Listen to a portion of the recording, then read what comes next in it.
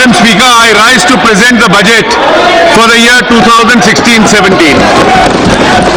I am presenting this budget when the global economy is in a serious crisis. Global growth has slowed down from 3.4% in 2014 to 3.1% in 2015. Financial markets have been battered and global trade has contracted. Amidst all these global headwinds, the Indian economy has held its ground firmly. Thanks to our inherent strength and the policies of the government, a lot of confidence and hope continues to be built around India. The International Monetary Fund has hailed India as the bright spot amidst a slowing global economy. The World Economic Forum has said that India's growth is extraordinarily high. We accomplished this despite unfavorable conditions and despite the fact that we inherited an economy of low growth, high inflation and zero investor confidence in the government's capability to govern. We converted these difficulties and challenges into an opportunity.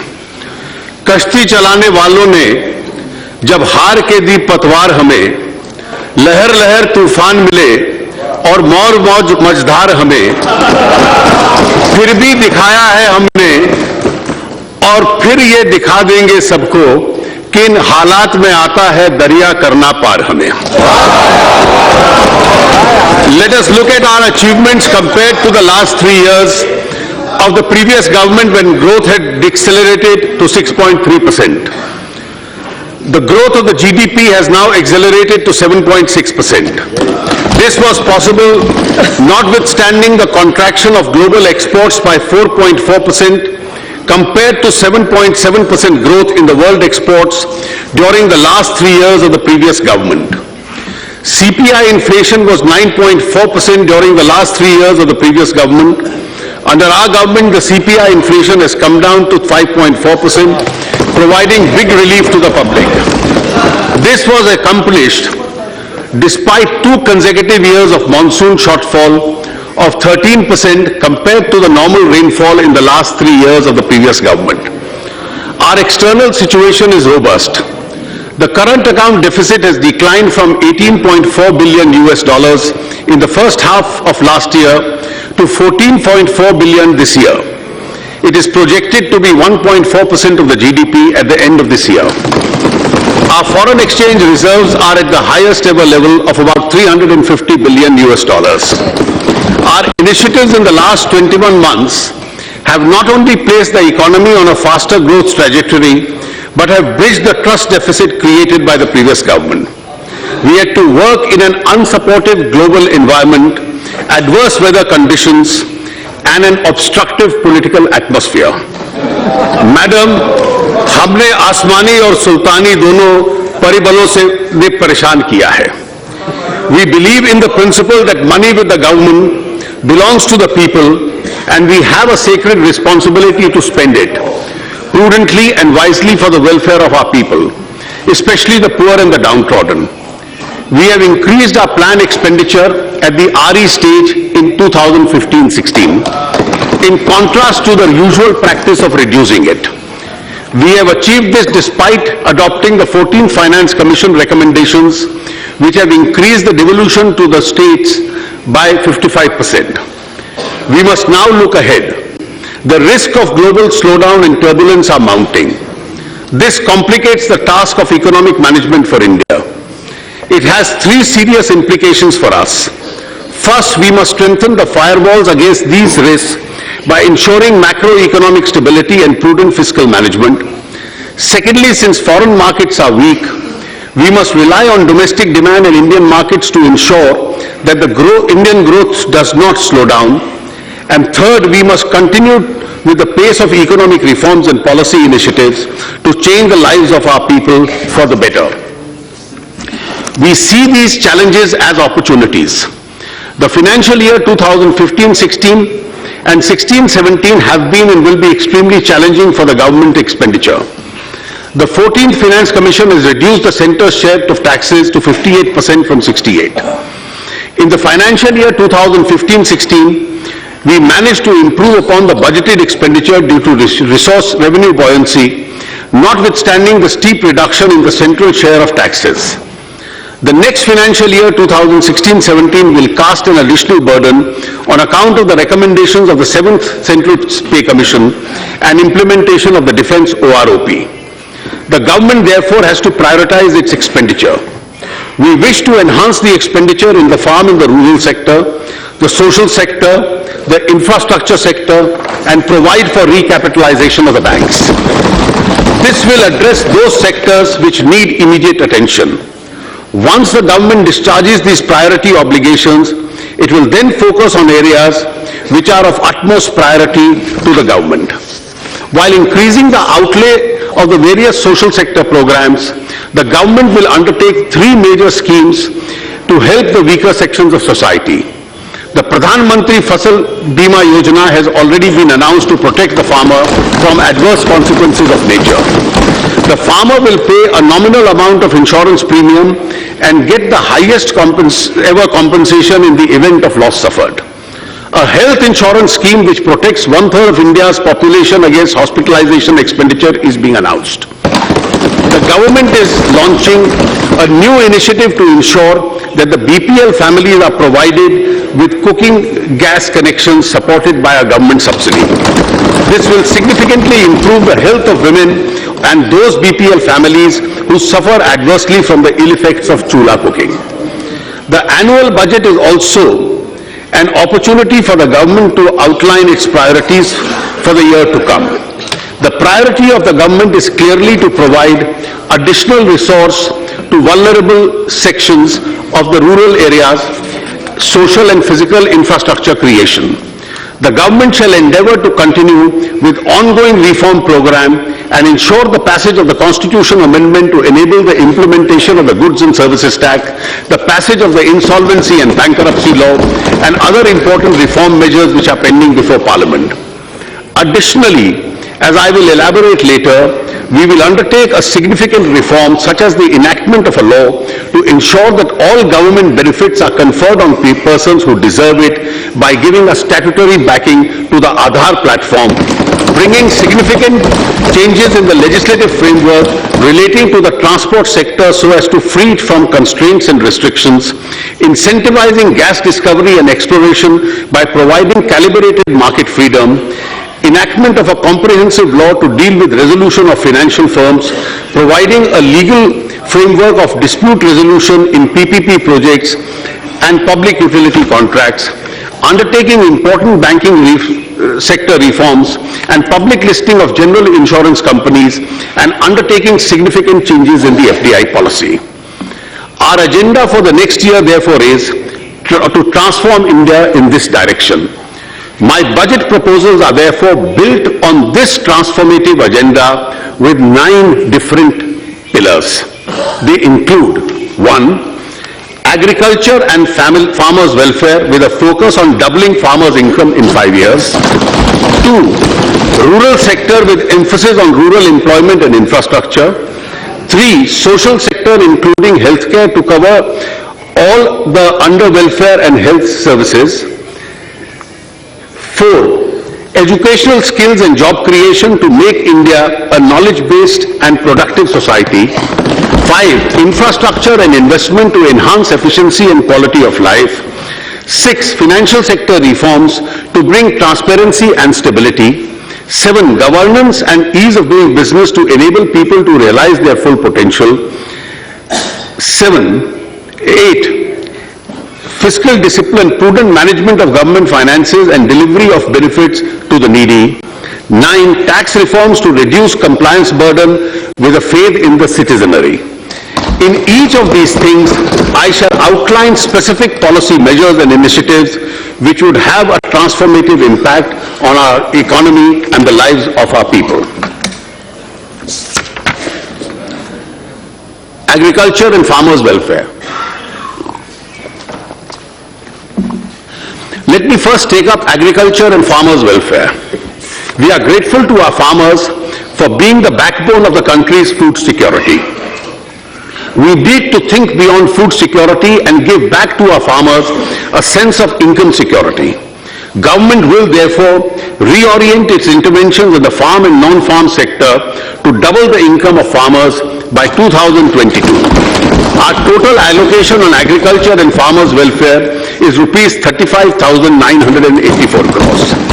We need to address issues of optimal utilization of our water resources, create new infrastructure for irrigation, conserve soil fertility with balanced use of fertilizer, and provide value addition and connectivity from farm to markets. Irrigation is critical for increasing agricultural production and productivity. Of the 141 million hectares of net cultivated area in the country, only 46% is covered with irrigation. The Pradhan Mantri Krishi Sinchai Yojana has been strengthened and implemented in mission mode. 28.5 lakh hectares will be brought under irrigation under this scheme. Implementation of 89 irrigation projects under AIBP, which has been languishing, will be fast-tracked. This will help us to irrigate 80.6 lakh hectares. These projects require rupees 17,000 crores next year and rupees 86,500 crores in the next 5 years. We will ensure that 23 of these projects are completed before 31st March 2017. A dedicated long-term irrigation fund will be created in NABARD with an initial corpus of about rupees 20,000 crores. To achieve all these, a total provision of rupees 12,517 crore has been made through budgetary support and market borrowings in 2016-17. Simultaneously, a major program for sustainable management of the groundwater resources has been prepared with an estimated cost of rupees 60,000 crores and proposed multilateral funding. At least 5 lakh farm ponds and dug wells in the rain-fed areas and 10 lakh compost pits for production of organic manure will be taken up with use of actions under MG Narega.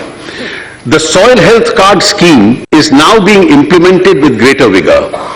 Through this, the farmer gets information about the nutrient level of the soil and can make a judicious use of fertilizer. The target is to cover all 14 crore farm holdings by March 2017. Rupees 368 crore has been provided for the National Project of Soil Health and Fertility. Besides, 2,000 model retail outlets of fertilizer companies will be provided with soil and seed testing facilities during the next 3 years. Fertilizer companies will also co-market city compost, which increases the efficacy of chemical fertilizer. A policy for conversion of city waste into compost has been approved by the government under the Swachh Bharat Abhiyan. To increase crop yield in rain-fed areas, which account for nearly 55% of the country's arable land, organic farming is being promoted. Towards this end, the government has launched 2 important schemes: the Paramparagat Krishi Vikas Yojana, which will bring 5 lakh acres under organic farming over a 3-year period. Second, the government has launched a value chain organic farming scheme called the Organic Value Chain Development in the northeastern region. The emphasis is on value addition so that organic produce grown in these parts finds domestic and export market. A total provision of 412 crores has been made under these schemes. Incentives are being given for enhancement of pulses production. Rupees 500 crore under the National Food Security Mission has been assigned to pulses. The number of districts covered has been increased to 622. A national level competition will be held among 674 Krishi Vigyan Kendras with a total prize money of 50 lakhs to improve the efficiency and performance of these Kendras. Access to market is critical for farmers. The government is implementing a unified agricultural market scheme which envisages a common e-market platform that will be developed in selected 585 regulated wholesale markets. Amendment to the APMC Acts of the states are a prerequisite to join this e-platform. I am happy to inform that 12 states have already amended their APMC Acts and are ready to come on board. More states are expected to join this platform in the coming year. A unified agriculture market e-platform will be dedicated to the nation on the birthday of Dr. Babasaheb Ambedkar on 14th April this year. 97 lakh metric tons of storage capacity was added to the central food stock during the current year. We are implementing the Pradhan Mantri Gram Sadak Yojana as never before. The scheme has suffered because of underfunding. The allocation in 2012-13 and 13-14 was only 8,885 and rupees 9,805 crores respectively.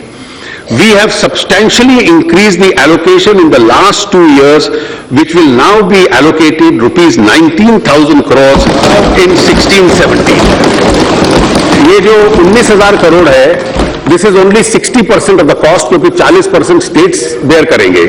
Together with the state share, totally about 27,000 crores will be spent on this yojana in 2016-17.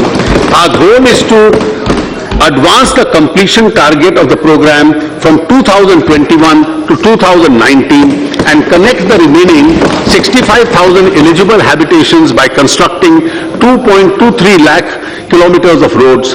Accordingly, the pace of construction, which is currently 100 kilometers per day, compared to an average of 73.5 kilometers between 11 and 14, which will be substantially now stepped up.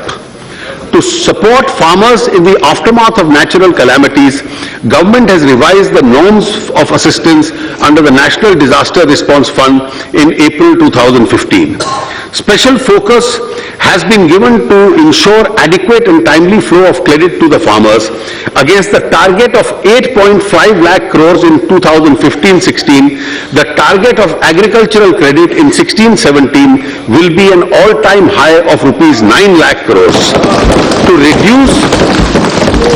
reduce the burden of loan repayment on farmers, a provision of rupees 15,000 crores has been made in the budgetary estimates of 16-17 towards interest subvention.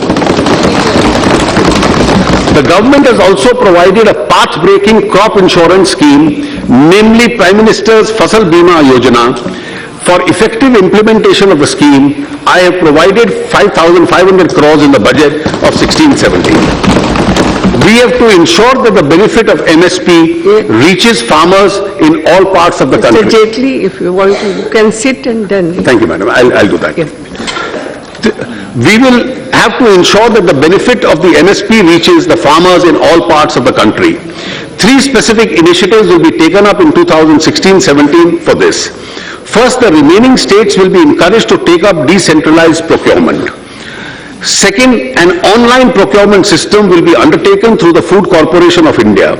This will usher in transparency, convenience to the farmers through a prior registration and monitoring of actual requirement. Third, effective arrangements have been made for pulses procurement. Farmers also take up other allied activities to supplement their farm income. To make dairy more remunerative to the farmers, 4 new projects will be taken up. First, the Pashudan Sanjeevani and Animal Welfare Wellness Program and a provision for the Animal Health Card, Nakul Swasthya Patra. Second, an advanced breeding technology. Third, creation of E-Pashudan Hut, an e-marketing portal for connecting breeders and farmers. And fourth, a national genomic center for indigenous breeds. These projects will be implemented at a cost of rupees 850 crores over the next few years. There has been a visible rise in the yield of honey from an average of 18 to 20 kilometers per box per annum in the year 2013-14 to 25 kilograms per box per annum in 2015-16. The total production of honey in the country has been increased from 76,150 metric tons in 14-15 to 86,500 metric tons. 90% of domestic honey is now exported. Rural area. After agriculture, I turn to the other segment, the rural economy. A sum of rupees 2.87 lakh crores will be given as grant in aid to the Gram Panchayats and municipalities as per the recommendations of the 14th Finance Commission. This is a quantum jump of 228% compared to the previous 5 years. The funds now allocated will translate to an average assistance of over rupees 80 lakhs per Gram Panchayat and rupees 21 crore per local urban body. These enhanced allocations are capable of transforming villages and small towns. Ministry of Panchayat Raj will work with the states in involving guidelines to actualize this. There is an urgent need to focus on areas of drought and rural distress. Every block in these distressed areas will be taken up as an intensive block under the Deen Dayal Antyodaya mission. Formation of self-help groups will be speeded to promote multiple livelihood. Cluster facilitation teams will be set up under MG Naregas to ensure water conservation and natural resource management. These instincts would also be taken up on a priority basis under the Pradhan Mantri Krishi Sechai Yojana. A sum of rupees 38,500 crores has been allocated for Manrega in 2016. Madam, if this total amount is spent, this will be the highest ever amount spent in a year on Manrega. 300 Rurban clusters will be developed under the Shama Prasad Mukherjee Rurban mission launched by the Honorable Prime Minister recently. These clusters will include incubate growth centers in rural areas by providing infrastructural amenities and market access for farmers. These will also expand employment opportunities for the youth.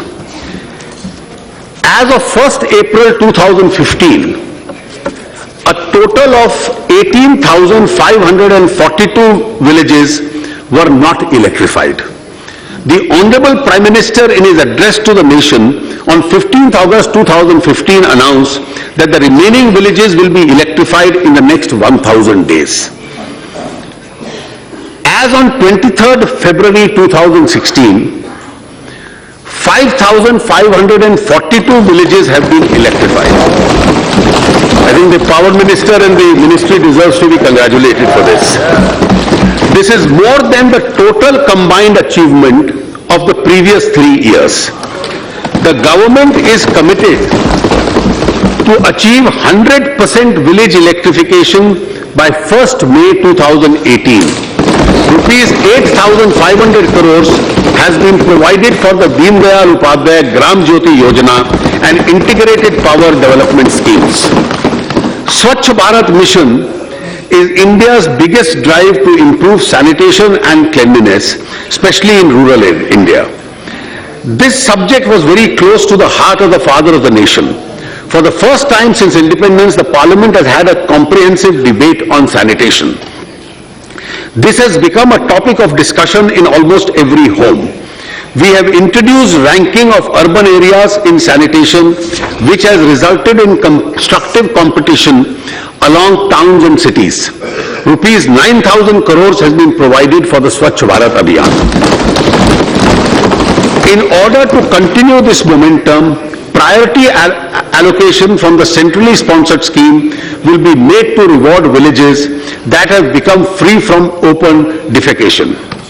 We need to derive greater benefit from the demographic advantage. We need to spread digital literacy in rural areas. Of the 16.8 crore rural households, as many as 12 crore households do not have computers and are unlikely to have digitally literate people. We have approved 2 schemes to promote digital literacy, National Digital Literacy Mission and Digital Saksharta Abhiyan. We now plan to launch the Digital Literacy Mission scheme for rural India to cover around 6 crore additional households in the next 3 years. Details of this scheme will be spelled out separately. Modernization of land records is critical for dispute-free titles. The National Land Record Modernization Program has been revamped under the Digital India initiative and will be implemented as a central sector scheme with effect from 1st April 2016. The revamped program will be built and an integrated land transformation management system. 150 crores has been provided for this purpose. Panchayat Raj institutions need to develop governance capabilities to deliver sustainable goals. It has therefore been proposed to launch a new restructured scheme, namely the Rashtriya Gram Swaraj Abhiyan, for which rupees 655 crore has been set aside. For rural development as a whole, I have allocated rupees 87,765 crores in this budget. Madam, may I continue? Right. Stand. Social sector, including healthcare. When asked what he intends doing for regeneration of India, Swami Vivekananda had said, no amount of politics would be of avail until the masses in India are well educated, well fed and well cared for. I now proceed to present the key element of my proposal in the social sector. In our country, cooking gas cylinders were considered an upper middle class luxury. Gradually it spread to the middle class, but the poor do not have access to cooking gas. Women of India have faced the curse of smoke during the process of cooking. According to the experts, having an open fire in the kitchen is like burning 400 cigarettes in an hour. Time has come to remedy this situation. We have decided to embark upon a massive mission to provide an LPG connection in the name of women members of poor households. I have set aside a sum of rupees 2,000 crore in this year's budget to meet the initial cost of providing these LPG connections. This would benefit about 1 crore 50 lakh households below the poverty line in the year 2016-17.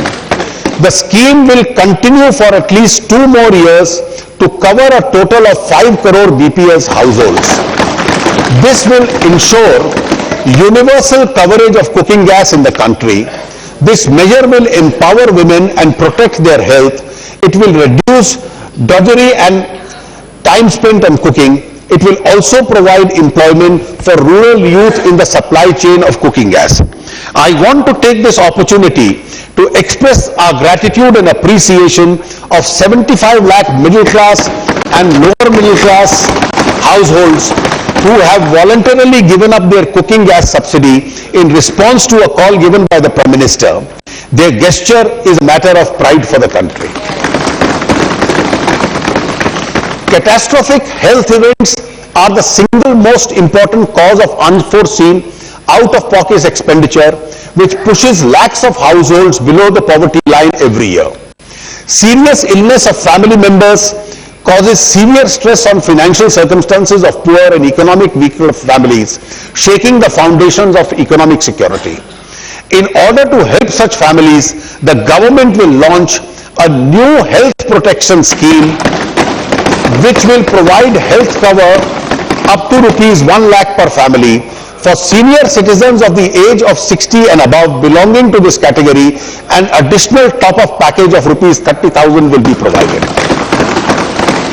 Quality medicines, making quality medicines available at an affordable price has been a key challenge. This will reinvigorate the supply of generic drugs. 3,000 stores under the Prime Minister Jan Aushadhi Yojana will be opened during 2016-17. Almost 2.2 lakh new patients of end-stage renal diseases get added in India every year, resulting in an additional demand for 3.4 crore dialysis sessions. With approximately 4,950 dialysis centers in India, largely in the private sector, concentrated in major towns, the demand is only half met. Each dialysis session costs around rupees 2,000, an annual expenditure of more than rupees 3 lakhs. Besides, most families have to undertake frequent trips for long distance to access dialysis services, incurring heavy travel costs and low wages. To address this situation, I propose to start a national dialysis service program. Funds will be made available through a PPP mode under the National Health Mission to provide dialysis service in all district hospitals. To reduce cost, I propose to exempt certain parts of dialysis equipment from basic customs duty, excise CVD and SAD. Scheduled caste and scheduled tribe entrepreneurs are beginning to show great promise in starting and running of successful businesses. The Prime Minister had given a call for promoting entrepreneurship amongst the SC/ST to become job providers rather than job seekers. I am happy to inform you that the Union Cabinet has approved the Stand Up India scheme to promote entrepreneurship amongst SC/ST and women. 500 crores has been provided for this purpose. The scheme will facilitate at least 2 such projects per bank branch, one in each category of entrepreneur. This will benefit at least 2.5 lakh entrepreneurs in this category. We are celebrating the 125th birth anniversary of Dr. B.R. Ambedkar. This must become the year of the economic empowerment for SC/ST entrepreneurs. We have extensively interacted with Dalit India Chamber of Commerce and Industry on building an entrepreneurship ecosystem. It is proposed to constitute a national scheduled caste and scheduled tribe hub in the MSME ministry in partnership with industry associations. This hub will provide the professional support to scheduled caste and scheduled tribe entrepreneurs to fulfill the obligations under the central government procurement policy, adopting best practices and leverage the stand-up initiative. The scheme for welfare and skill development of minorities such as multi-sectoral development program and Ustad shall be implemented effectively. Education, skills and job creation. I would now like to highlight the steps proposed to be undertaken under the education, skill development and job creation, which is the 4th pillar of my budget proposals. After universalization of primary education through the country, we want to take the next big step forward by focusing on quality education. An increasing share of allocation under the Sarva Shiksha Abhiyan will be allocated. Further 62 new Navodaya Vidyalayas will be opened in the remaining uncovered districts over the next 2 years. It is our commitment to empower higher educational institutions to help them to become world-class teaching and research institutions. An enabling regulatory architecture will be provided to 10 public and 10 private institutions to emerge as world-class teaching and research institutions. This will enhance affordable access to quality education for ordinary Indians. A detailed scheme will be formulated. We have decided to set up a higher education financing agency with an initial capital base of rupees 1,000 crores. The HEFA will be a not-for-profit organization that will leverage funds for the market and supplement them with donations and CSR funds. These funds will be used to finance improvements in infrastructure in our top institutions and will be serviced through internal accruals. To help students, higher educational institutions and employees to access degree certificates of candidates, it is proposed to establish a digital depository for school leaving certificates, college degrees, academic awards and mark sheets on the Passion of Securities Depository. This will help to validate their authenticity, safe storage and easy retrieval. Skill development. Skill India mission seeks to capitalize our demographic advantages. Since its launch, the National Skill Development Mission has created an elaborate skilling ecosystem and imparted training of 76 lakh youth. We want to bring entrepreneurship at the doorstep of youth through the Pradhan Mantri Kaushal Vikas Yojana. We have decided to set up 1,500 multi-skill training institutes across the country. I am setting aside an amount of rupees 1,700 crores for this initiative. We have decided to set up a national board for skill development certificate in partnership with industry and academia. We propose to further scale up the Pradhan Mantri Kaushal Vikas Yojana to skill 1 crore youth over the next 3 years. Entrepreneurship education and training will be provided in 2,200 colleges, 300 schools, 500 government and ITIs, and 50 vocational training centers through a massive open online courses. Aspiring entrepreneurs, particularly from those remote parts of the country, will become connected to mentors and credit markers. Job creation. In order to incentivize creation of new jobs in the formal sector, the government will pay the Employees Pension Fund contribution of 8.33% for all new employees enrolling in EPFO for the first 3 years of their employment. This will incentivize employers to recruit unemployed persons and also bring them into the books, the informal employees. In order to channelize this intervention towards target groups of semi-skilled and unskilled workers, the scheme will be applicable to those with salary up to rupees 15,000 per month. I have made a budget provision of rupees 1,000 crore in this scheme. Further, Finance Bill 2016 proposes to broaden and liberalize the scope of employment generation incentives available under Section 80JJAA of the Income Tax Act. The deduction will be available not only to assessees deriving income from manufacturing of goods in a factory, but all assessees who are subject to statutory audit under this Act. Thus, a deduction of 30% of the emoluments paid to such employees can be claimed for 3 years. The minimum number of days for which they should be employed during the year is proposed to be reduced from 300 to 240. No deduction, however, will be admissible in respect of employees whose monthly emoluments exceed rupees 25,000. Also, no deduction will be admissible in respect of employees for whom the government is paying the entire EPS contribution. A national career service was launched in July 2015. Already 35 million job seekers have registered on this platform. We propose to make 100 model career centers operational by the end of 2016-17. We also propose to interlink state employment exchanges with national career service platform. Retail trade is the largest service sector employer in the country. Many more jobs are created in this sector provided the regulations are simplified.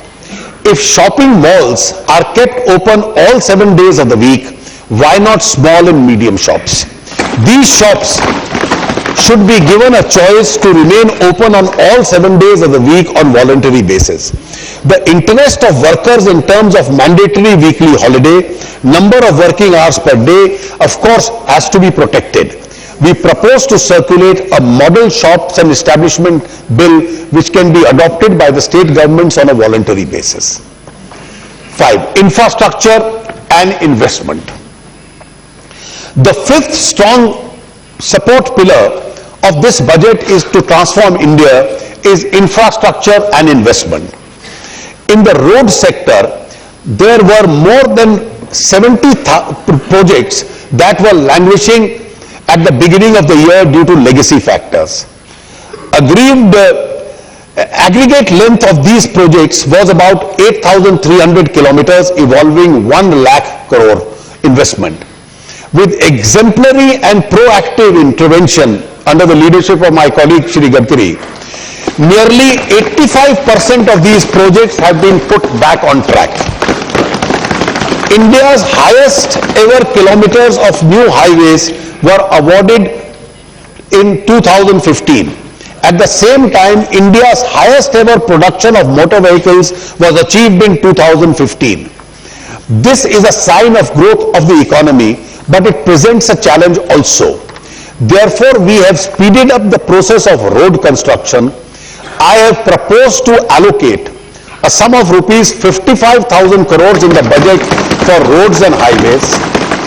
This will be further topped up by an additional 15,000 to be raised by the NHAI through bonds. Thus, the total investment in the road sector, including the Rural Gram Sadak Yojana allocation, would be rupees 97,000 crores during 2016-17.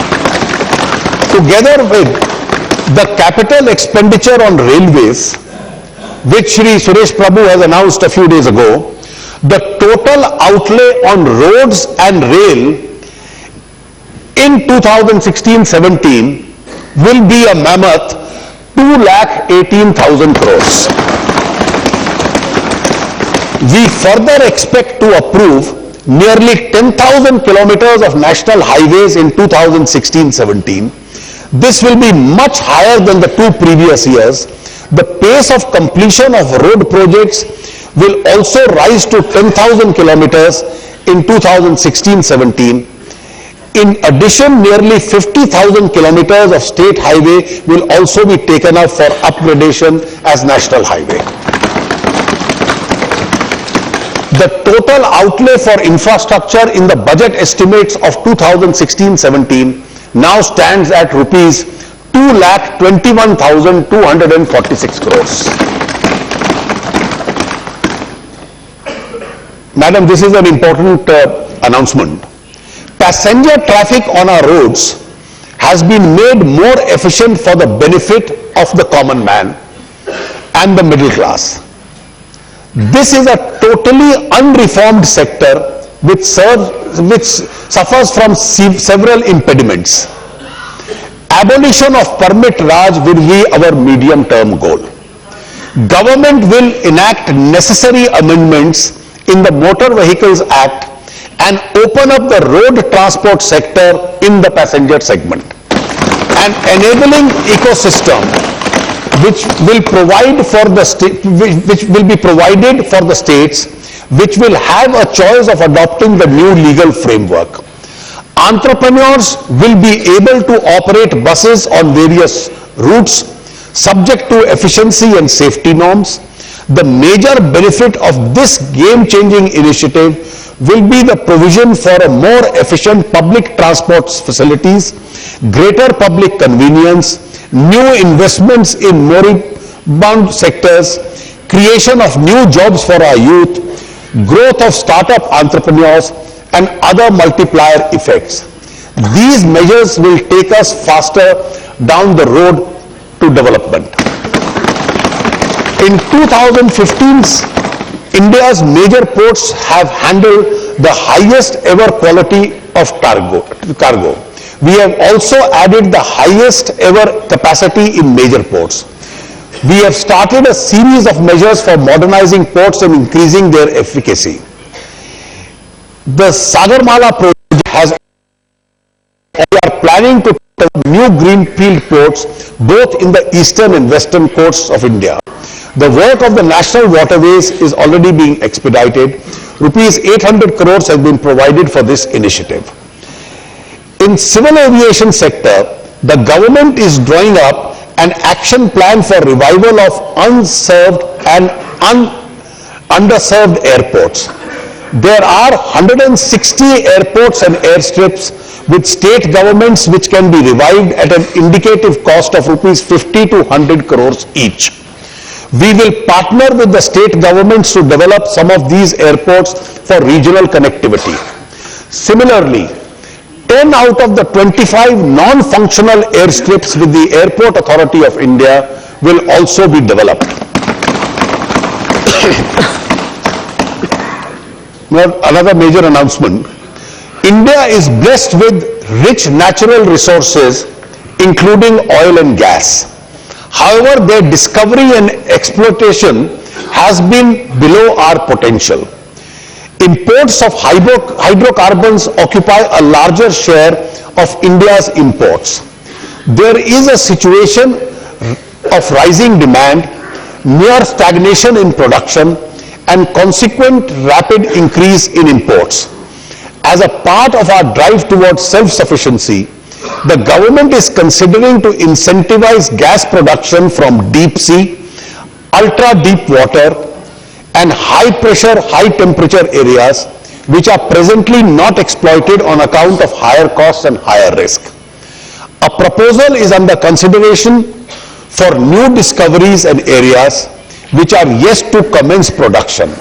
First, to provide calibrated market freedom, and second, to do so at at a predetermined ceiling price to be discovered on the principle of landed price of alternate fuels. This will bring considerable amount investment in this segment. In the other segment of infrastructure, our government has achieved the highest coal production growth in over 2 decades, highest ever capacity in addition in generation, highest ever increase in transmission lines and in distribution of LED bulbs. In the power sector, we need to diversify the resources of power generation for long-term stability. The government is drawing up a comprehensive plan spanning over 15 to 20 years to augment investment in nuclear power generation. Budgetary allocation up to rupees 3,000 crore per annum together with public sector investment will be leveraged to facilitate the required investment for this purpose. To augment infrastructure spending further, government will permit mobilization of additional finances up to rupees 31,300 by the NHAI, PFC, REC, ERIDA, NABARD and Inland Water Authority through raising of bonds during 16-17. Our private sector plays a very important role in developing infrastructure, as many of which are implemented in the public-private partnership. I would like to announce 3 initiatives to reinvigorate this sector and resolve future and pending issues. 1. A public utility resolution of disputes bill will be introduced during 2016-17 to streamline an institutional arrangement for resolution of disputes in infrastructure relating to construction contracts, PPP and public utility contracts. 2. Guidelines for renegotiation of PPP concession agreements will be issued, keeping in view the long-term nature of such contracts and the potential uncertainties of the real economy without compromising transparency. 3. A new credit rating system for infrastructure which gives emphasis to various inbuilt credit enhancement structures will be developed instead of relying on standard perception risks which often result in mispriced loans. These, madam, I hope will expedite the commencement of some of the stalled projects. I would like to announce further reforms in our FDI policy. The changes proposed are in the area of insurance and pension, asset reconstruction companies, stock exchanges, etc. Details of these changes are given in an annexure to the budget speech. The duty drawback scheme has been widened and deepened to include more products and countries. The government will continue to take measures to support the export sector. Our FDI policy has also to address the requirements of the farmers and our food processing industry. A lot of fruits and vegetables grown by our farmers either do not fetch the right price or fail to reach the market. Food processing industry and trade should be more efficient. 100% FDI will be allowed through FIPB route in the marketing of food products produced and manufactured in India. I think this will give an impetus to the food processing ministry to enhance this sector. This will benefit the farmers, give impetus to the food processing industry and create vast employment opportunities. A new policy of management of government investment in public sector enterprises including disinvestment and strategic sale has been approved.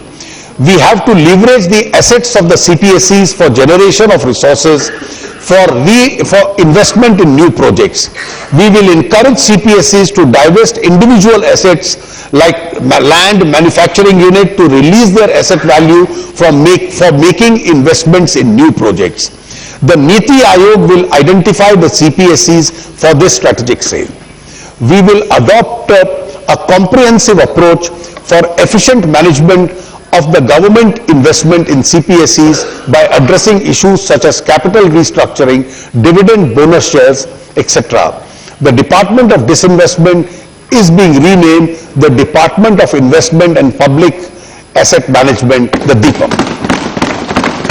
Financial sector reforms.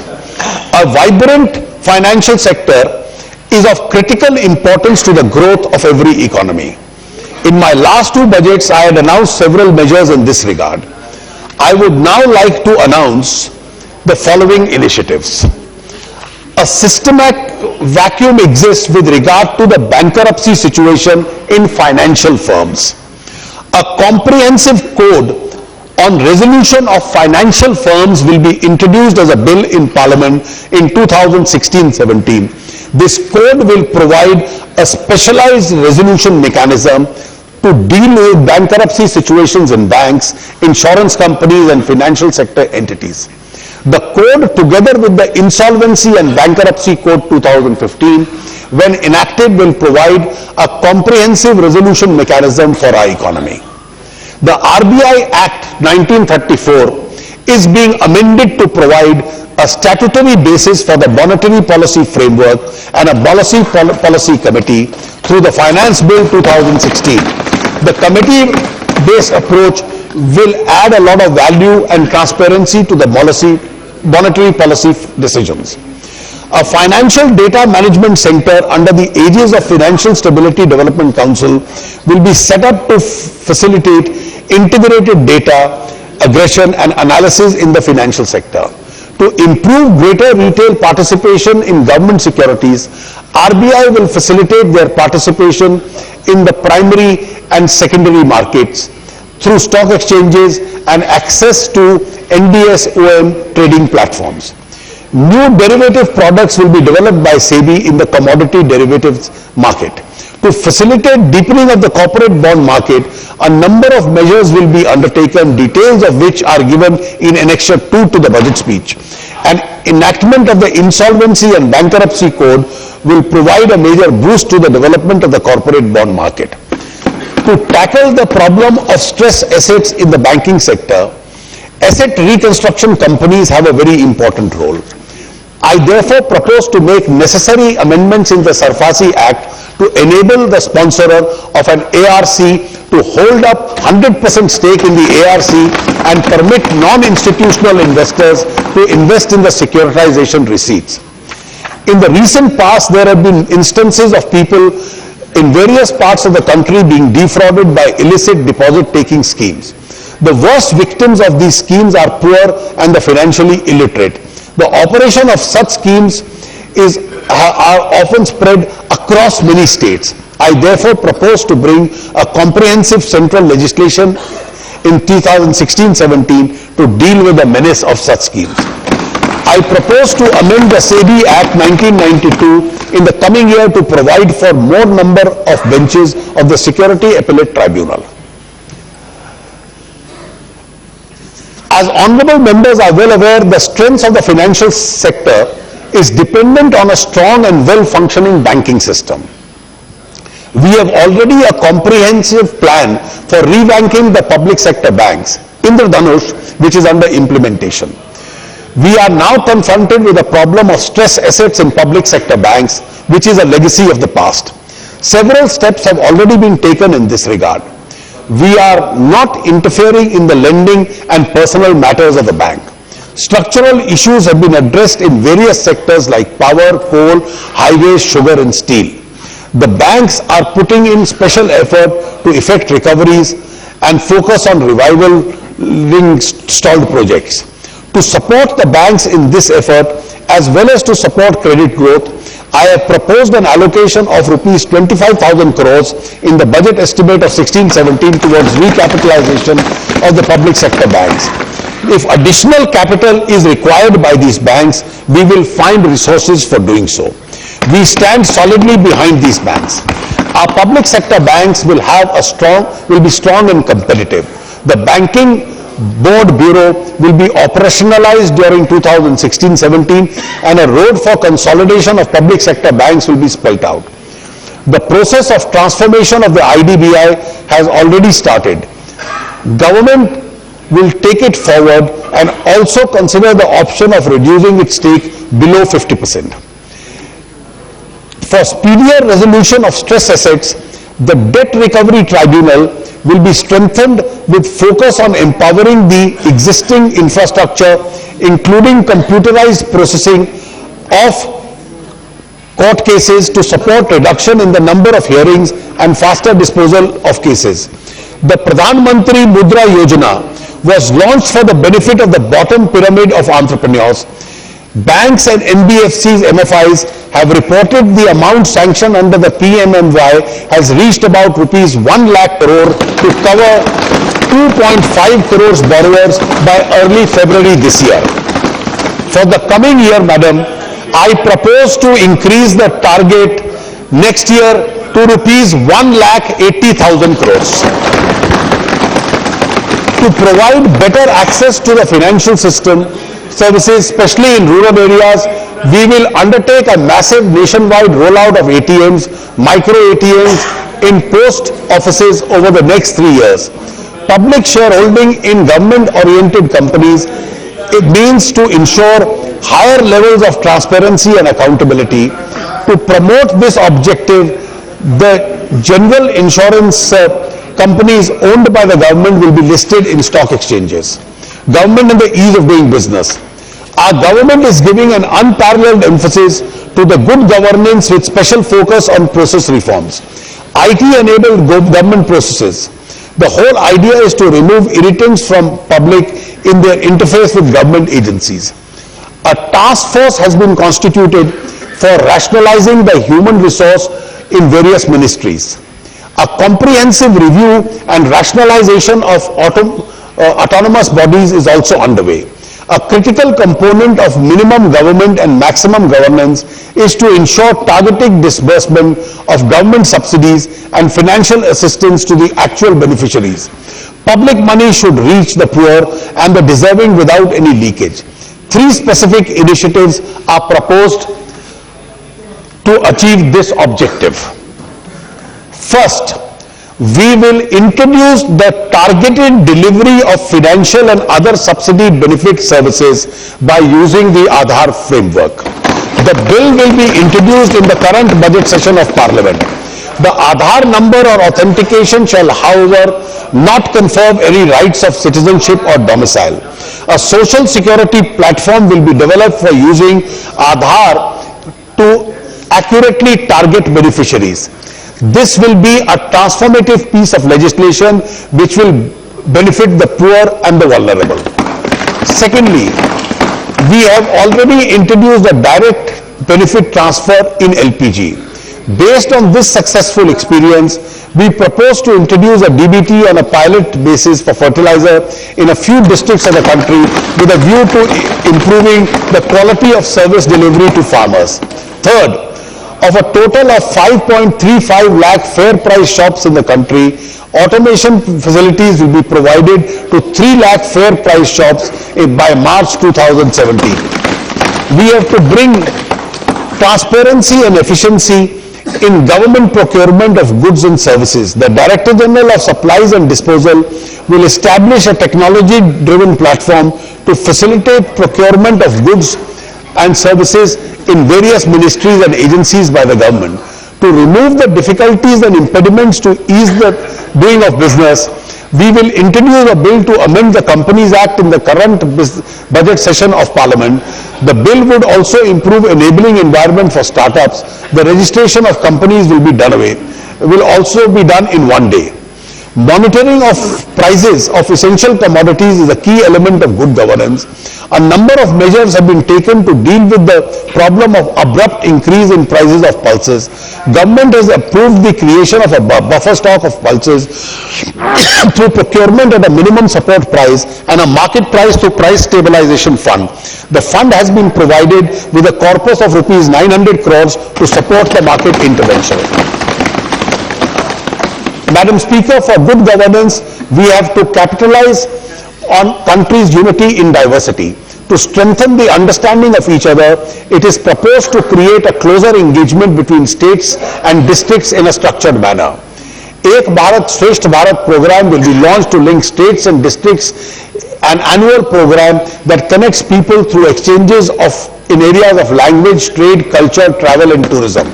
We shall do this through mutual agreement with participating states and districts. In 2017, the country will celebrate the 70th anniversary of our independence. We will chalk out the milestones for nation's journey beyond the 70th year anniversary of independence. Dr. Toynbee, the historian, had observed that a chapter which had a Western beginning will have to have an Indian ending. My belief is that the year 2017 will unfold the great historian's dream. Our scheme of Ek Bharat Shresth Bharat is a part of this mission. Madam, let me now elaborate on the fiscal situation in the context of the budget of 2016-17. While preparing this budget, I have received conflicting suggestions about the FRBM roadmap. Different schools of thought have argued either in favor of fiscal consolidation and stability or for a less aggressive consolidation and for boosting growth. I have weighed the policy option and decided that prudence lies in adhering to fiscal targets. Consequently, the fiscal target in the revised estimate of 2015-16 and the budget estimate of 2016-17 have been retained at 3.9% and 3.5% of GDP respectively. While doing so, I have ensured that development agenda has not been compromised. The total expenditure in this budget for 2016-17 has been projected at rupees 19.78 lakh crores, consisting of rupees 5.50 lakh crore under plan and 14.28 lakh crores under non-plan. The increase in planned expenditure is in the order of 15.3% over the current year's BE. Plan allocation has been given special emphasis to sectors like agriculture, irrigation, social sector, including health, women and child development, welfare of scheduled caste and scheduled tribe, minorities, infrastructure, etc. Continuing with the policy of higher empowering states, the total resources being transferred to the states are 99,681 crores more than RE of 15-16 and rupees 2,46,024 crores more than the actuals of 2014-15. Details of allocations in certain vital sector schemes and transfer to the states are given in Annexure 3 to the speech. This is the last year of the 12th plan. Successive committees have questioned the merit in having a plan and a non-plan classification of the government expenditure. A broad understanding over the years has been that planned expenditures are good and non-planned expenditures are bad. This results in a skewed allocation in the budget. We need to correct this and give greater focus to revenue and capital classification of government expenditure. We have therefore decided that the non-planned classification will be done away with from fiscal 2017-18. The Finance Ministry will closely work with the state finance departments and align central state budgets in this regard. To improve the quality of government expenditure, every new scheme sanctioned by the government will have a sunset date and an outcome review. A redeeming feature of this year's budget is that we have improved upon the revenue deficit target from 2.8% to 2.5% of GDP in the RE of 2015-16. The FRBM Act has been under implementation for more than a decade. Both central and state governments have made significant gains from the implementation of this act.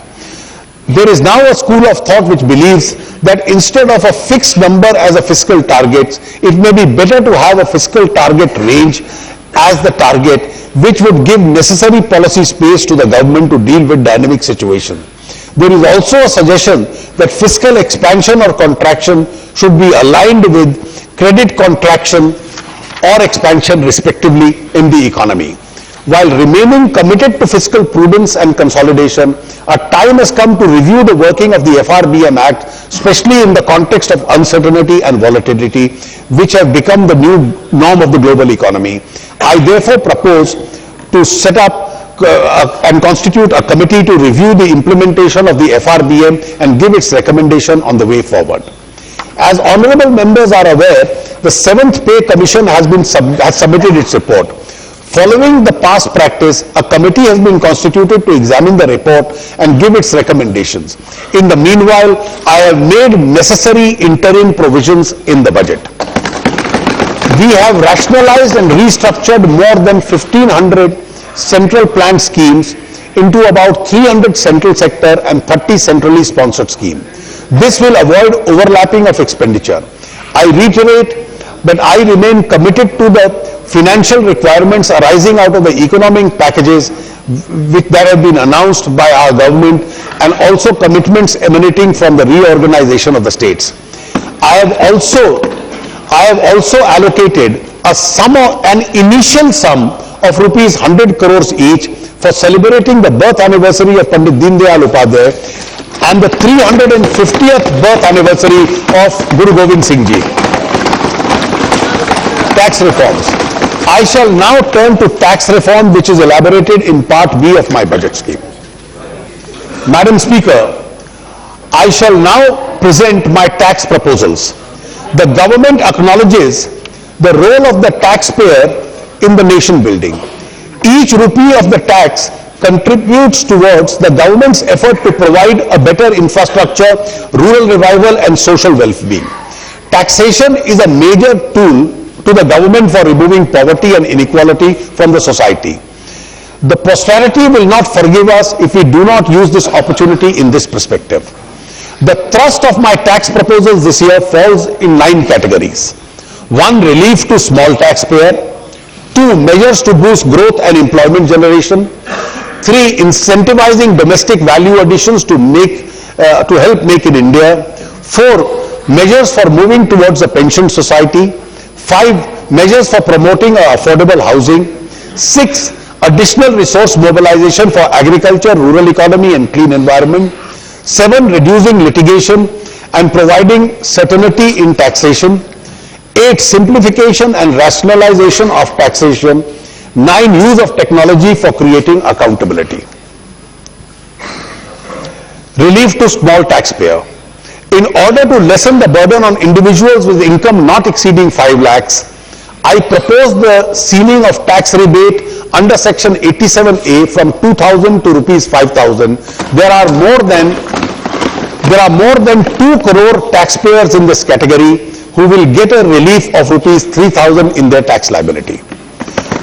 The people who do not have any house of their own and do not get any house rent allowance from their employer today get a reduction of rupees 24,000 per annum in their income to compensate them for the rent they pay. I propose to increase the limit of deduction in respect of rent paid under section 80GG from rupees 24,000 per annum to rupees 60,000 per annum, which should provide relief to those who live in rented houses. The next, madam, is important. Presumptive taxation schemes under section 44AD of the Income Tax Act is available for small and medium enterprises, that is non-corporate businesses, with a turnover or gross receipts not exceeding 1 crore rupees. At present, 33 lakh small business people avail of this scheme, which frees them from the burden of maintaining detailed books of account and getting audits done. I propose to increase the turnover limit under this scheme to rupees 2 crores, which will bring big relief to a category of assessees in the MSME category. That is to say, anyone with a turnover in business of 2 crores, there will be a presumptive income of 8%. I also propose to extend the presumptive income taxation scheme to all professionals with gross receipts up to 50 lakhs with a presumption of profit being 50% of their gross receipts. Madam, this for small businesses and all professionals, this will bring tremendous ease in their taxation matters. Measures to boost growth and employment generation. I had in my last budget speech mooted a proposal to reduce the rate of corporate tax from 30 to 25% over a period accompanied by rationalization of removal of various tax exemptions and incentives. In any case, the effective rate of tax paid by the companies comes to an average of 24.67 because of various exemptions which they are availing of. A phasing out plan of these exemptions and tax incentives was placed in the public domain. We have received a large number of constructive suggestions. The final phasing out of exemptions is given in an annexure to this speech. The highlights are as follows. The accelerated depreciation provided under the Income Tax Act will be limited to a maximum of 40% with effect from 1st April 2017. The benefit of deductions of research would be limited to 150% from 1st April 17 and 100% from 1st April 2020. The benefit of Section 10AA to a new SEZ will be available to units which commence activity before 31/3/2020. The weighted deduction under 35 CCD for a skill development will continue up to 1/4/2020. The reduction in corporate tax has to be calibrated with additional revenue expected from the incentives being phased out. The benefits of phasing out of exemptions are available to the government only gradually. In the first phase, therefore, I propose the following two changes in the corporate income tax rates. A, the new manufacturing companies which are incorporated on or after 1st March 2016 as proposed to be given an option of being taxed at 25% per surcharge plus cess, provided they do not claim any profit-linked investment-linked deduction and do not avail of any investment allowance and accelerated depreciation. Madam, new manufacturing companies will also bring jobs. I also propose to lower the corporate income tax rate for the next financial year of relatively small enterprises companies with turnovers not exceeding 5 crores in the financial year ending March 2015 to 29% per surcharge plus cess. Startups generate employment, bringing innovation, and are expected to be key partners in Make in India program. I propose to assist their propagation through 100% deduction of profits for 3 out of the 5 years for startups set up during April 2016 to March 2019. MAT will apply in such cases. Capital gains will not be taxed if invested in regulated or notified fund or funds and by individuals in notified startups for which they hold majority shares. Research is a driver of innovation, and innovation provides a thrust economic. Propose a special patent regime with 10% tax on income from worldwide exploitation of patents developed and registered in India. In order to get more investment in the asset reconstruction companies, which plays a very important role in the resolution of bad debts, I propose to provide a complete pass-through of income tax to securitization trusts, including trust of ARCs. The income will be taxed in the hands of the investor instead of the trust. However, trust will be able to deduct tax at source. The period for getting long-term capital gain regime in the case of unlisted companies is proposed to be reduced from 3 to 2 years. Non-banking financial companies will be eligible for deduction to the extent of 5% of their income in respect of provision for bad and doubtful debts. For determining the residency of foreign company on basis of place of effective management is proposed to be deferred by 1 year. I would like to reiterate our commitment to implement the general anti-avoidance rules from 1/4/2017. In order to meet our commitments to the BEPS initiative of the OECD and G20, the Finance Bill 2016 includes provisions for requirement of country-by-country reporting for companies with a consolidation revenue of more than euros 750 millions. I propose to exempt service tax on services provided under the Deen Dayal Upadhyaya Gramin Kaushalya Yojana and services provided by assessing bodies empaneled by the Ministry of Skill Development and Entrepreneurship. I propose to exempt service tax on general insurance service provided by under the Nirmaya Health Insurance Scheme, Nirmaya, launched by the National Trust for Welfare of Persons with autism, cerebral palsy, mental retardation and multiple disability. To promote the use of refrigerated containers, I propose to reduce the basic custom duty by the excise duty to them from 5% to 6%.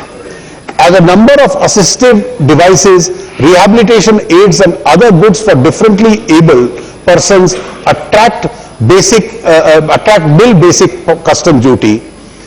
Accepting the suggestion that came from the Mr. Rahul Gandhi, I propose to exempt this exemption to the burial paper also.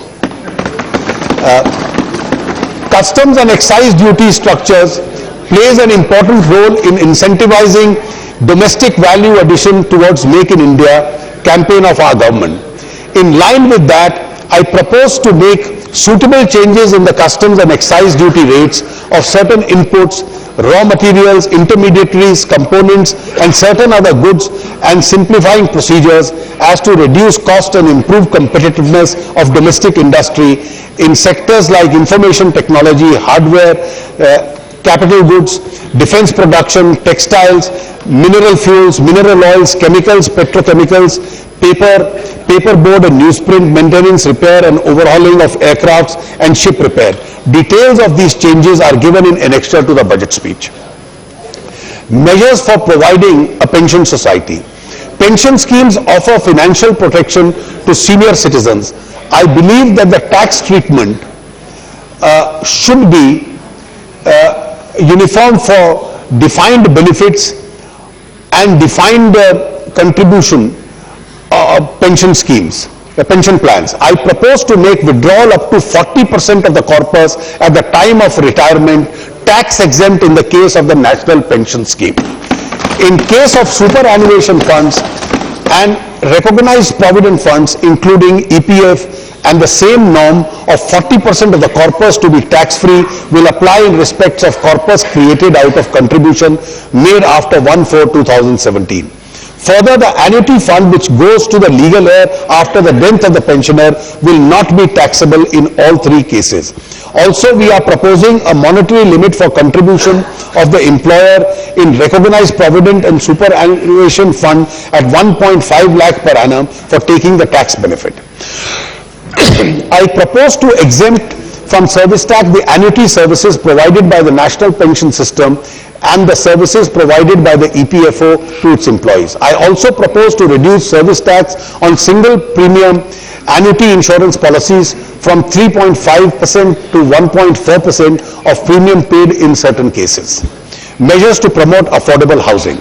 The Pradhan Mantri Awas Yojana embodies the assurance of the government to address the housing needs of all and more specifically the poor in a time-bound manner. Construction of housing creates considerable employment opportunities as well. In order to fuel activity in the housing sector, I propose to give 100% deduction for profits to an undertaking from a housing projects for flats up to 30 square meters in the 4 metro cities and 60 square meters in other cities approved during June 2016 to March 2019 and is completed within 3 years of approval. Minimum alternative tax will however apply to these undertakings.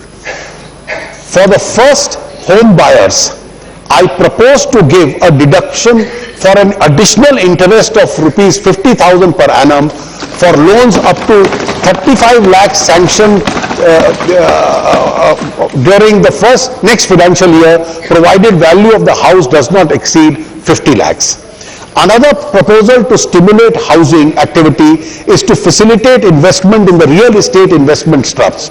I propose that any distribution made out of the income of the SPV by the REITs or the InvITs having specified shareholding will not be subject to the dividend distribution tax. It is proposed to exempt service tax on construction of affordable housing up to 60 square meters under any scheme of central or state government, including the PP scheme.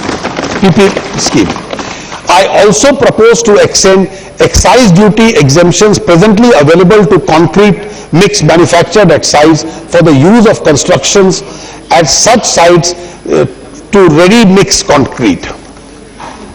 Additional resource mobilization for agriculture, rural economy and for a clean environment. Dividend distribution tax uniformly applies to all investors irrespective of their income slabs. This is perceived to distort the fairness and the progressive nature of taxes. Persons with relatively higher income can bear a higher tax cost.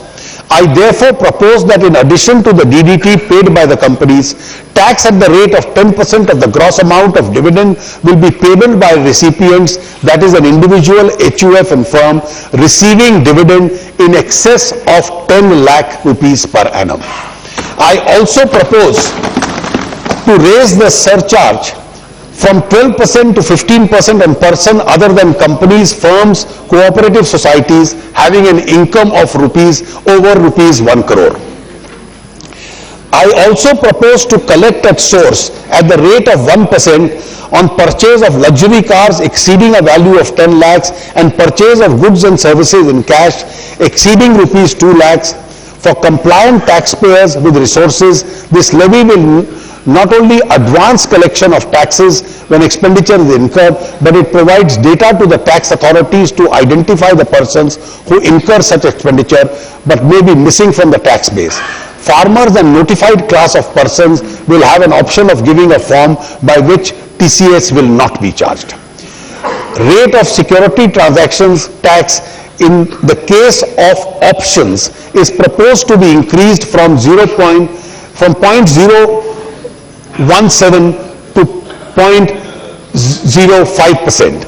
In order to tap tax on income accruing to foreign e-commerce companies from India, it is proposed that a person making a payment to a non-resident trust who does not have a permanent establishment exceeding in aggregate 1% in the year as consideration on online advertisement will withhold tax at 6% gross amount paid as equalization levy. The levy will only apply to B2B transactions. I propose to impose a cess called the Krishi Kalyan cess, that is 0.5% on all taxable services, proceeds of which would be exclusively used for financing initiatives relating to the improvement of agriculture and welfare of farmer. The cess will come into force with effect from 1st of June 2016. Input tax credit on this cess will be available for payment of this cess. The pollution and the traffic situation in Indian cities is a matter of concern. I propose to levy an infrastructure cess of 1% on small petrol, LPG and CNG cars, 2.5% on diesel cars of certain capacity, and 4% on other high engine capacity vehicles and SUVs. Madam, the exemptions the exemption rate of duty which existed on parts of environment-friendly vehicles, which expires on 31st March this year, I am planning to continue that. I propose to impose an excise duty of 1% without input tax credit or 12.5% with input tax credit on articles of jewelry, excluding silver jewelry, other than studded with diamonds and some other precious metals, with a higher exemption and eligible limits of rupees 6 crores and 12 crores respectively. Necessary steps will be taken to enable the new taxpayers to comply with this levy without any difficulty. I propose to change the excise duty on branded ready-made garments and made-up garments of textiles with a retail price of above rupees 1,000 from nil to an input tax credit of 6%/12.5 with input credit to 2% without input tax credit or 12% with input tax credit. I propose to rename the clean energy cess levied on coal, lignite and peat as clean environment cess and simultaneously increase its rate from rupees 200 per ton to rupees 400 per ton. To discourage consumption of tobacco and tobacco products, I propose to increase excise duty on various tobacco products other than bidis by about 10 to 15%. I propose to amend the finance bill so as to declare assignment by the government of the right to use radio frequency spectrum in its subsequent transfer a service to make it clear that the assignment of the right to use the spectrum is service leviable to service tax and not sale of intangible goods. Reducing litigation and providing certainty in taxation. Madam, we are moving towards a lower tax regime with non-litigious approach. Thus, while compliant taxpayers can expect a supportive interface with the department, tax evasion will be countered strongly. Capability of a tax department to detect tax evasion has improved because of enhanced access to information and availability of technology-driven analytical tools to proceed such information. I want to give an opportunity to the earlier non-compliant to move to the category of being compliant. I propose a limited period compliance window for domestic taxpayers to declare undisclosed income or income represented in any form of asset and clear up their past transgressions by paying tax at 30%, a surcharge of 7.5% and a penalty of 7.5%, which is a total of 45% of the undisclosed income. There will be no scrutiny or inquiry regarding the tax declared in these declarations under the Income Tax Act or the Wealth Tax Act, and declarations will have immunity from prosecution. Immunity from Benami Transaction Prohibition Act 1988 has also been proposed subject to certain conditions. The surcharge levied 7.5% of undisclosed income will be called Krishi Kalyan surcharge and will be used for agriculture and rural economy. We plan to open the window under the income tax disclosure scheme from 1st June to 30th September 2016 with an option to pay the amount due within 2 months of the declaration. Our government is fully committed to removing black money from the economy. Having given one opportunity for those who evaded income to declare it once, we would like to focus all our resources on bringing back people with black money to the books. Litigation is a scourge on the tax-friendly regime and creates an environment of distrust in addition to increasing the compliance cost of taxpayers and administrative cost to the government. There are about 3 lakh tax cases pending before the first appellate authority with disputed amount of rupees 5.5 lakh crores. In order to reduce this number, I propose a new dispute resolution scheme. A taxpayer who has an appeal pending as of today before the Commissioner Appeals can settle his case by paying disputed tax and interest up to the date of assessment. No penalty in respect of income tax cases with disputed tax up to rupees 10 lakhs will be levied. Cases where disputed tax exceeds 10 lakhs will be subjected only to 25% of the minimum of the imposable penalty for both direct and indirect taxes. Any pending appeal against a penalty order can be settled by paying 25% of the minimum amount of imposable penalty. Certain categories of persons, including those who are charged with criminal offences under the specified acts, are proposed to be barred from availing of this scheme. I had in my budget scheme of July 2014 assured that this government would not retrospectively create a fresh taxation liability. I had hoped then that cases pending in various courts and other legal fora relating to certain retrospective amendments undertaken to the Income Tax Act 1961 through the Finance Act of 2012 would soon reach their logical conclusion. I would like to reiterate that we are committed to provide a stable and predictable taxation regime. We will not resort to such an amendment in future. I had also announced a high-level committee which would oversee any fresh case where the assessing officer proposes to assess or reassess the income in respect of indirect transfers by applying the retrospective amendment. In order to allay any fears of tax adventurism, the committee will now be chaired by the Revenue Secretary and consist of the chairman, CBDT, and an expert from outside. The committee will effectively oversee the implementation of this assurance.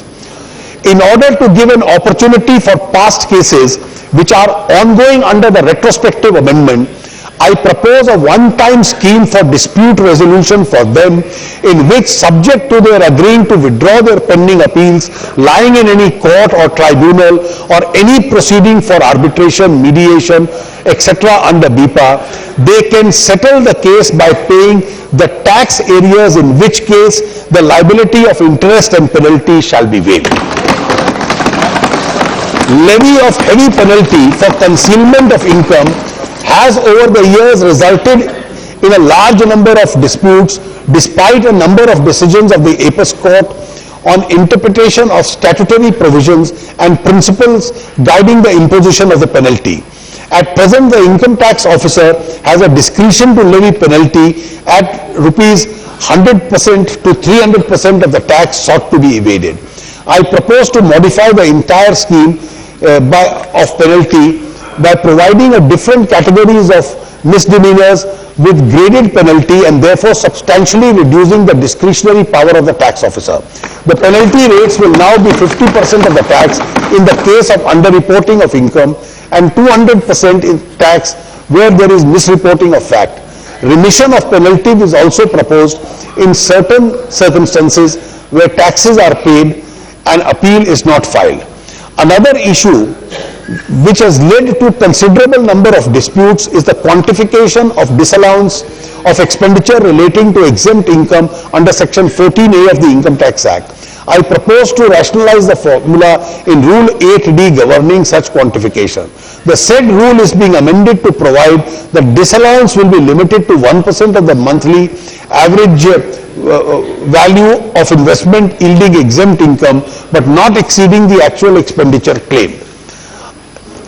As another taxpayer-friendly measure, I propose to provide a limit of 1 year for disposing of petitions for taxpayers seeking waiver of interest and penalty.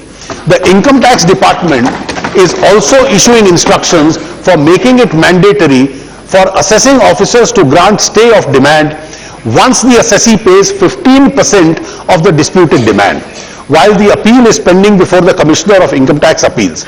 In case of deviations, the assessing officer has to take orders from his superiors. The tax officer also has an option to the superior officer in case he does not agree with conditions of stay order passed by the subordinate officer.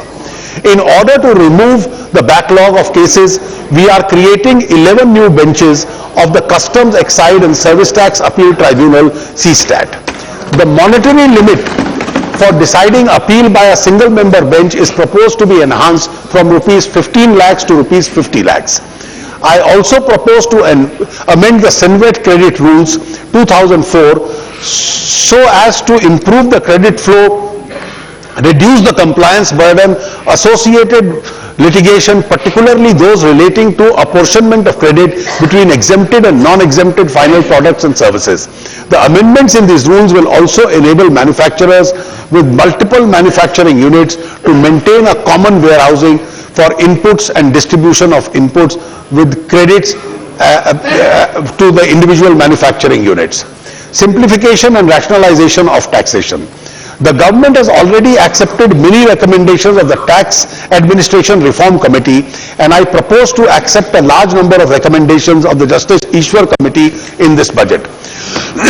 To reduce multiplicity of taxes associated cascading and to reduce costs of collection, I propose to abolish 13 different cesses levied by various ministries in which the revenue collection is less than rupees 50 crores a year.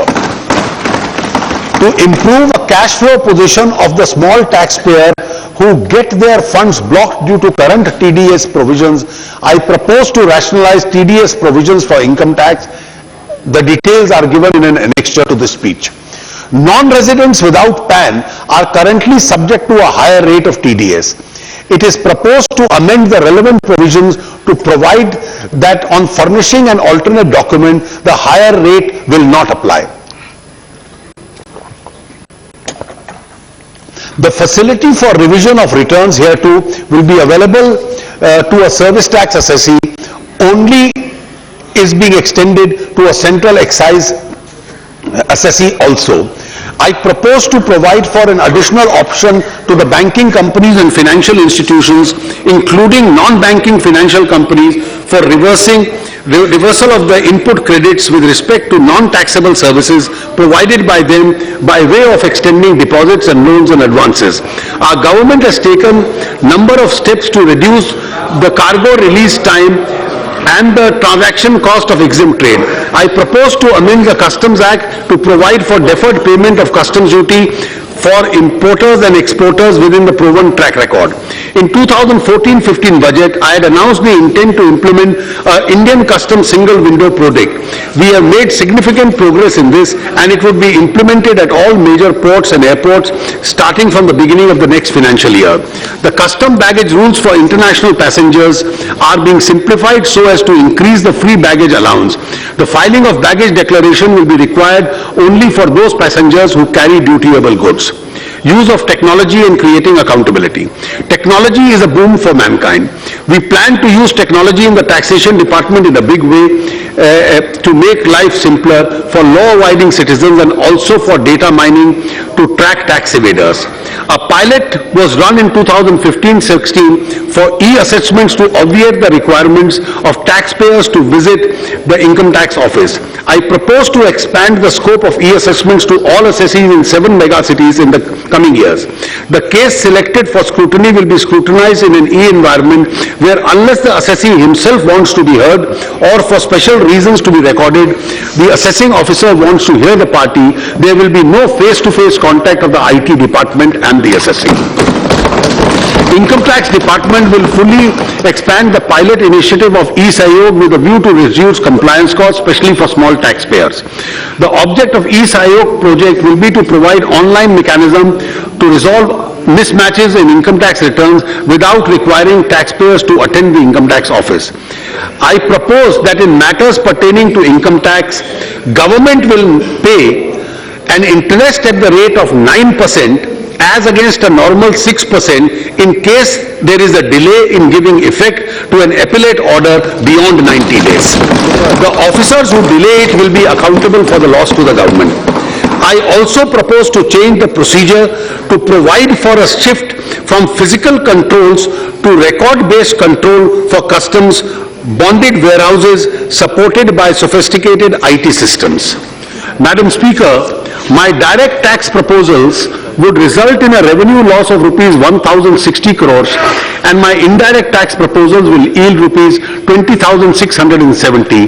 Thus, the net impact of all tax proposals would be a revenue gain of rupees 19,610 crores.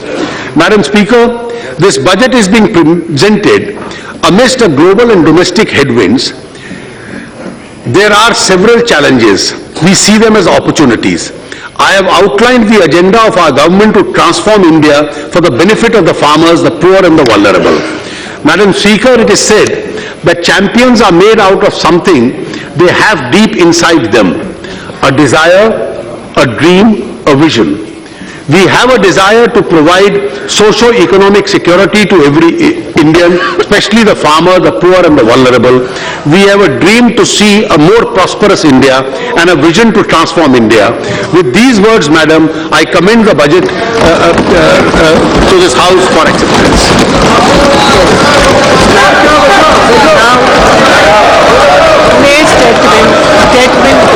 Madam Speaker, I rise to move leave to introduce the Finance Bill 2016.